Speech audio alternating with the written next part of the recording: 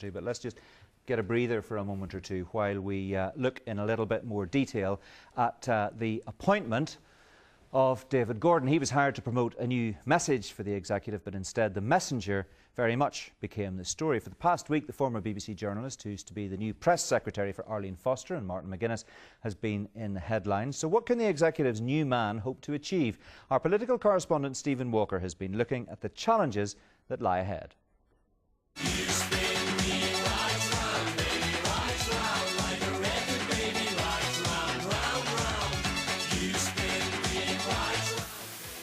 David Gordon established a reputation for being a tenacious journalist who asked difficult questions during his time at the Belfast Telegraph. He moved here to BBC Northern Ireland, where he worked as a producer and an editor on the Stephen Nolan radio and television programmes. It's a big step from these surroundings to the executive table, but within days, David Gordon will have the ear of the First and Deputy First Ministers. Last weekend, the newsletter revealed that the First and Deputy First Ministers had taken an unusual step and used the Royal Perogative to create the post of Executive Press Secretary. It provoked questions at Stormont and beyond. The Royal Perogative is not there for you to write a piece of legislation to give somebody a job.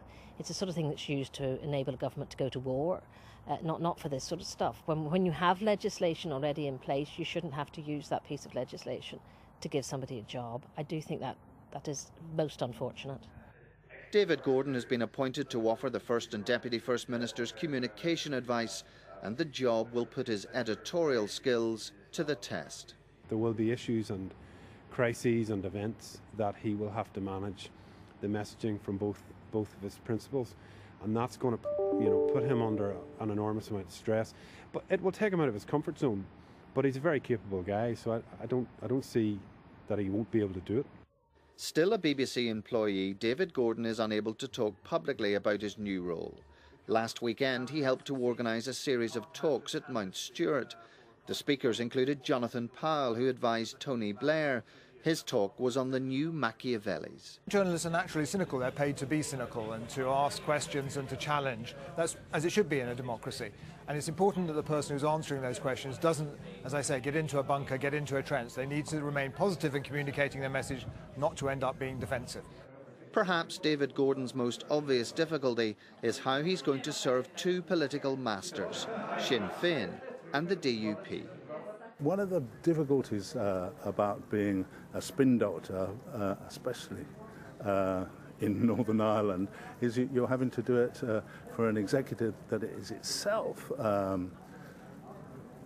headed by people of totally opposing views, and how you do this is going to be fantastically challenging to do this.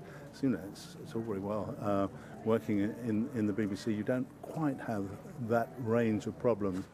So can a new spin doctor really help Arlene Foster and Martin McGuinness speak with one voice? Where they're going to hit bumps in the road is on issues like Brexit, which are fundamental political differences of opinion, where both parties are pulling in different directions, and trying to distill that message into a simple, unified message is going to be tricky. In the months ahead, David Gordon is clearly going to need more than just editorial skills. Most press jobs in government are tough, and I think the cut and thrust back and forward, if you are in a coalition where there isn't agreement, then this person doesn't only have to do a press job, they also have to do a diplomacy job back and forward, I imagine. Is it possible to do it with success? I think if you look at the last coalition government in the UK between David Cameron and Nick Clegg and the Conservatives and the Lib Dems, of course there will be tensions, but ultimately the government lasted for 5 years. The tone of any message coming out of Stormont Castle will be carefully watched. Last weekend, a briefing document about his appointment was issued by the Executive Information Service. It accused some critics of stretching credibility and being hysterical, and said the opposition showed vacuousness and double standards. To some, that language went too far. It really did sound like something from North Korea. You know, and there are good days when they're telling people what they think of the South Koreans. It was a bit like that. How dare you argue with us? How dare you question us? You're only doing it for political scoring, etc., etc. It was very ill-tempered. David Gordon's appointment has been raised in the Stormont chamber and in a committee hearing. The story is still making headlines. Soon he will set about selling the executive's message. It's a new chapter for him and his political masters. The inquisitive outsider who once asked difficult questions now has to start finding some answers. Well, let's hear what my guests make of that. Colm Eastwood, why have the opposition parties been so wrong-footed by the appointment of David Gordon? Wrong-footed? How do you mean? I think what this means is that the executive are actually rattled. I think if you look at what's happened over the last number of months, they've tried to close down the number of opposition days. They've tried to close down any kind of criticism. They've now got Stephen Nolan's best producer to come on as their press secretary. Which they're perfectly entitled to do. Well, are they? Are they entitled really to go behind people's back into the quiet dark rooms and use the Royal Perogative to change the law so that they can appoint someone without anybody having to go through any kind of interview process? Well, I'm not sure. You've seen their statement. I mean, I'm sure you've read it in great detail. We've all read it in great detail several times, actually, because it's so fascinating. But the bottom line is they say this is what happens in politics. Happens in Dublin, happens in London, happens all over the world. They get the best possible advisors they can get. Well, I think we'll have to ask the public what they think of that. But what has also happened is that the opportunity for backbenchers to produce private members' bills has been curtailed and closed down.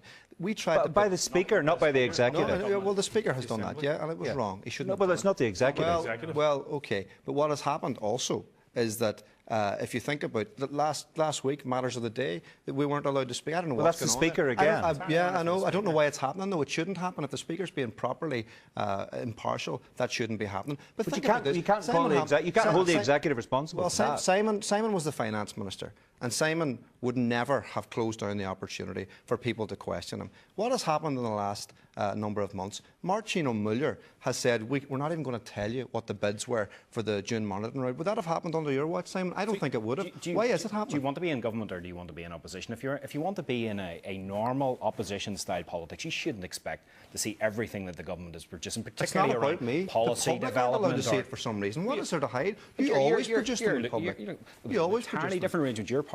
Your party and Philip's party were in government at that time. It was a very, very different arrangement. It was a very cosy relationship. You always showed us all the documents. You can't expect to be in opposition and get all of the government's papers around policy development. That you say, Simon, you can't expect to have it both ways. You can't expect to have it both ways. Why can't the media scrutinise? Look, the charge is that while you say out of one side of your mouth that you welcome the opposition, you need the opposition and you want them to be good at their job, out of the other side of your mouth, you're trying to snuff the opposition out. And when you look at the evidence, at the way in which you tried to curtail opposition activities at Stormont, that seems to hold up. We're not trying to snuff them out. I mean, the point I've been making, back the number of opposition the point I've been making is we haven't seen much opposition. We certainly haven't seen much coherent opposition so far. Right.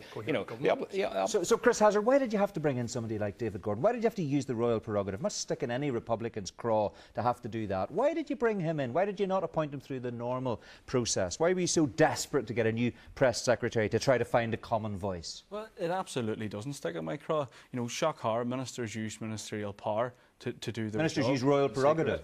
In which all parties sitting around this table have exercised in the past before. Well, Felicity Huston says the Royal Prerogative is to be used for taking the country to war, not for making a job appointment, for which legislation already exists. That's a flippant remark that doesn't bear any standing in fact. Really? It's used for a lot more than that. And as I've just said, that parties around this table have used it for a lot more than that and for a lot more benign reasons. And I think this is I think the opposition parties have become absolutely transfixed about this. The public don't care about this. The public want to know about our hospitals. They want to know about our roads. They want to know about our schools. They are simply not interested in this. So Philip Smith, much ado about nothing as far as David Gordon's concerned. Do you accept that? Well, I would agree with Chris in that I think the public want to see better policies, not more spin. And, you know, from looking at Stephen's article there, the snarly and aggressive attitude of the executive in their release there shows they actually need Mr. Gordon's expertise more than ever. But the bottom line is, like, people don't care about spin. They don't care about what they want to see is an improvement in their day-to-day lives. And the reality is the executive isn't delivering. Right. Colm Eastwood, you said on May the 20th, let me quote you directly, a new and refreshed SDLP team will now tirelessly hold this government to account. We will offer constructive criticism and offer a progressive alternative to government. When's that going to start? We did a consultation. There was a consultation about the programme for government, the so-called programme for government. We put in a very, very substantial response. We offered 50 ideas for bills that the government can take up. I hope they do. We have 5 private members' bills going forward.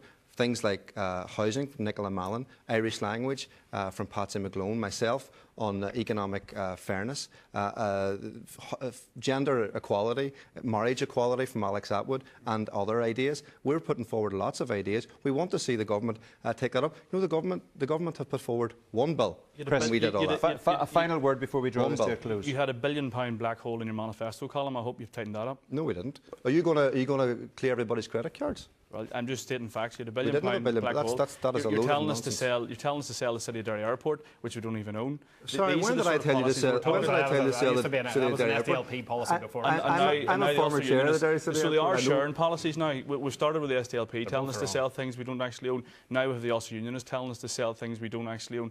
I would welcome a constructive opposition. I think it would be good for everybody, but we're going to have to start